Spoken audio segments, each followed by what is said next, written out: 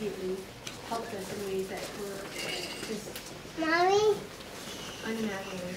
I mean, they helped us on so many levels, not just in understanding what was happening to Joe, what would happen to those types of events, but also, you know, the treatment plan, coming up with a treatment plan, and really that amounted to helping Joe to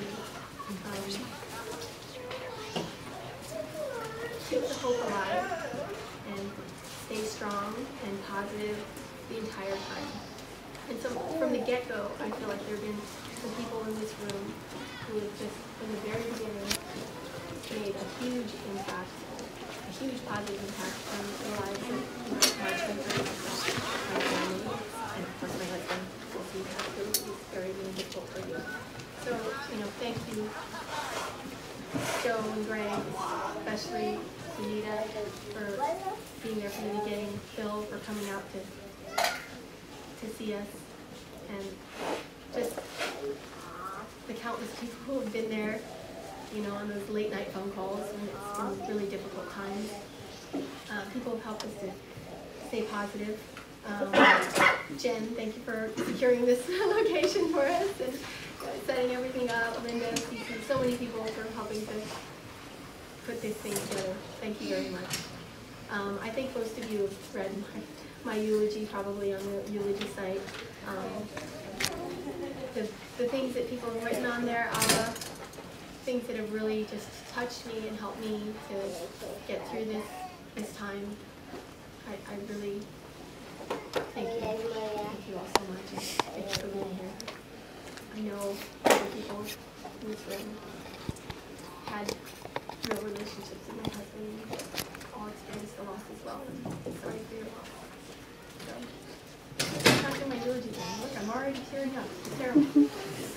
So I'm going to read a poem instead, something that's kind of helped me in this time. And then we'll get started.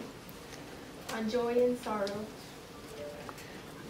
Water. I should have asked. How to say hello, everyone? Your joy is your sorrow unmasked, and the self-same well from which your laughter rises was oftentimes filled with your tears.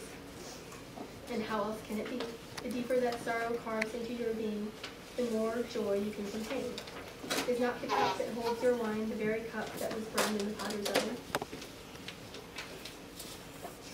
And is not the lute that soothes your spirit the very wood that was hollowed with knives? When you are joyous, look deep into your heart, and you shall find it is only that which has given you sorrow that is giving you joy. When you are sorrowful, look again in your heart, and you shall see that in truth you are weeping for that which has been your delight. Some of you say, joy is greater than sorrow, and others say, nay, the sorrow is greater. But I say unto you, they are inseparable. Together they come, and when one sits alone with you at your board, remember that the other is asleep upon your bed. Verily, you are suspended like scales between your sorrow and your joy. Only when you are empty are you at standstill and balance. When the treasure keeper lifts you to weigh his gold and his silver, needs must your joy or your sorrow rise or fall.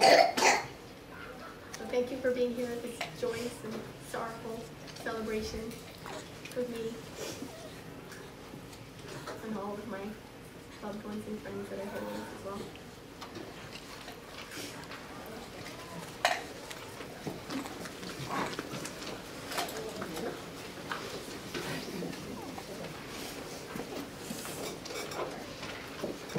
We have a few people who have prepared some words, and so Ava would like to go first.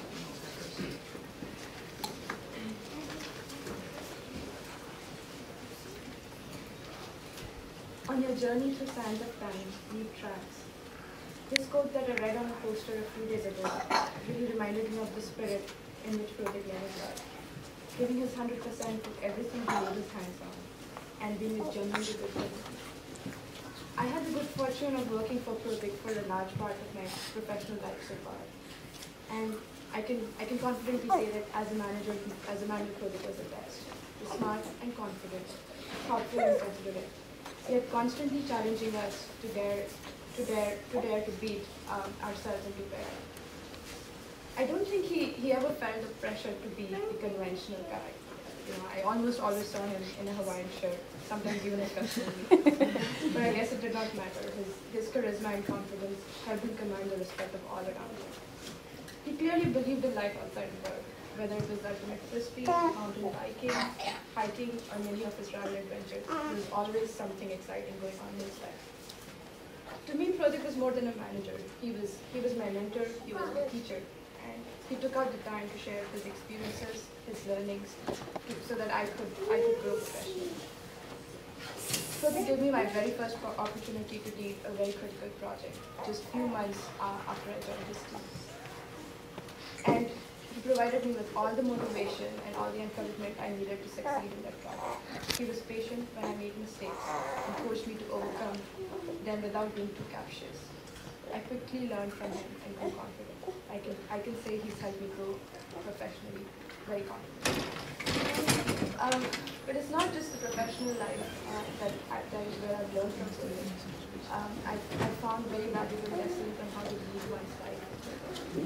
The manner in which he set about prioritizing his life's goals, seizing every opportunity to make his dream a reality. And the courage he displayed in these last few months will remain a constant source of inspiration to me, and I'm sure to always remain. Protik, in your journey through life and death, you've left us all with a very powerful message. To follow our heart and intuition, even if that means taking an uncharted path. Because our time in this world is limited. Protik, you have physically left us, but your legacy will stay with us forever.